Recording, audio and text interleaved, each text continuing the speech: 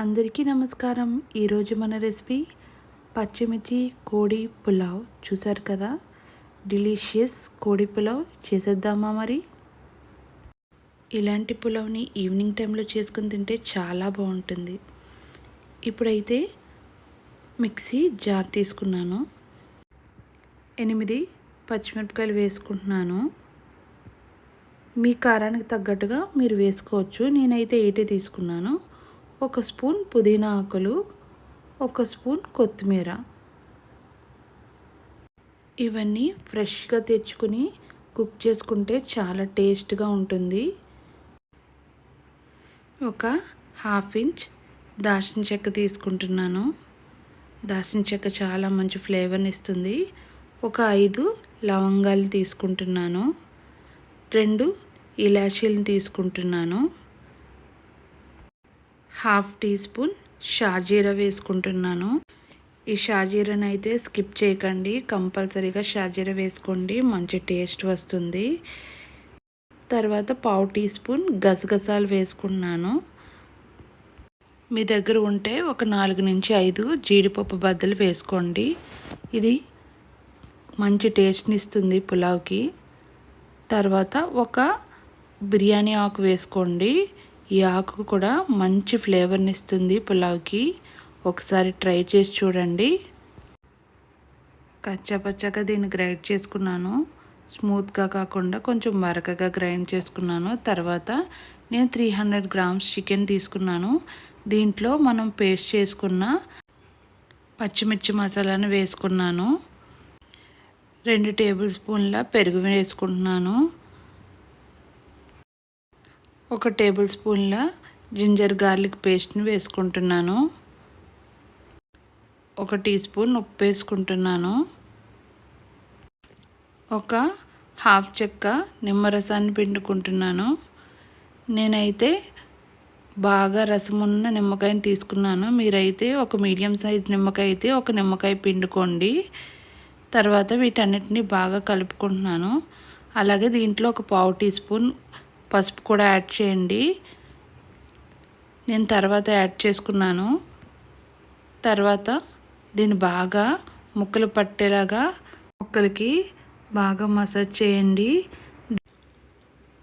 1 or 2 hours పక్కన పెట్టుకుని ఉంచుకుంటే బాగా ముక్కలకి మసాలా అంతా బాగా పడుతుంది. అప్పుడు పులావ్ చేసుకుంటే చాలా టేస్టీగా ఉంటుంది. అట్లీస్ట్ 1 అవర్ అయినా దీన్ని మ్యారినేట్ చేయండి. ప్యాన్ తీసుకుని 3 టేబుల్ స్పూన్ల ఆయిల్ వేసుకుంటున్నాను. పులావ్ కాబట్టి కొంచెం ఆయిల్ ఎక్కువే పడుతుంది. సో మీరు చూసుకుని వేసుకోండి. 2 అనాస్ పువ్వులను యాడ్ చేస్తున్నాను. వీటిని స్టార్ పువ్వులు అని కూడా అంటారు. అలాగే సన్నగా తరిగిన ఆనియన్స్ ముక్కలను, ఉల్లిపాయ ముక్కలను కూడా యాడ్ చేసుకుంటున్నాను. ఫస్ట్ అయితే స్లో ఫ్లేమ్లో ఫ్రై చేసుకోండి, లేదంటే మాడిపోతాయి. తర్వాత వీటిని బాగా ఫ్రై చేసుకున్న తర్వాత దీనిలో మనం మ్యారినేట్ చేసిన చికెన్ని యాడ్ చేసుకుంటాము. ఇలా చికెన్ అంతా యాడ్ చేసుకున్న తర్వాత స్టవ్ని సిమ్ ఫ్లేమ్లో పెట్టి మూత పెట్టుకుని చికెన్లో నీరంతా పోయేంత వరకు కుక్ చేసుకోవాలి. చూసారు కదా, వీడియోలో చూపించిన విధంగా ఒక్కొక్కసారి మధ్యలో ఆ చికెన్ని కలుపుతూ ఉండండి. అప్పుడు కిందది పైది మొత్తం అంతా ఈక్వల్గా కుక్ అవుతుంది. చికెన్ కుక్ అయిపోయింది. ఫైనల్గా సాల్ట్ని అడ్జస్ట్ చేసుకుందాము రైస్ వేసుకునే ముందు. సో నేను సాల్ట్ని అడ్జస్ట్ చేసుకుంటున్నాను. మీరు రుచి చూసుకోండి ఒకసారి. 1 కప్ రైస్కి 1 కప్ వాటర్ వేసుకోవాలి. సో నేను 1.5 కప్ రైస్ తీసుకున్నాను. దానికి 3 కప్స్ వాటర్ వేసుకుంటున్నాను. సో వాటర్ వేసుకున్న తర్వాత కడిగి పెట్టుకున్న బాస్మతి రైస్ వేసుకుంటున్నాను. బాస్మతి రైస్ వేసుకున్న తర్వాత గరిటెతో కలపొద్దు.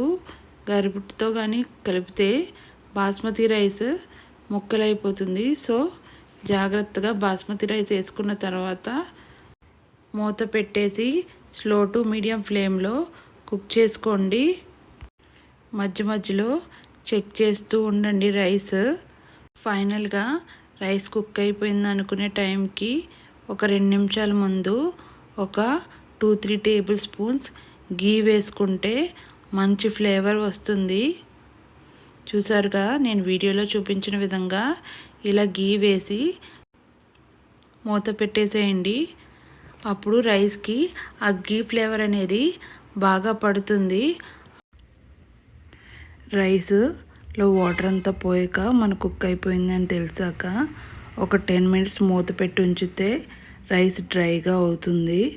సో వీడియోలో చూపించిన విధంగా రైస్ కుక్ అయింది అని ఎలా తెలుస్తుందంటే ఆ రైస్ పైకి నిలబడుతుంది.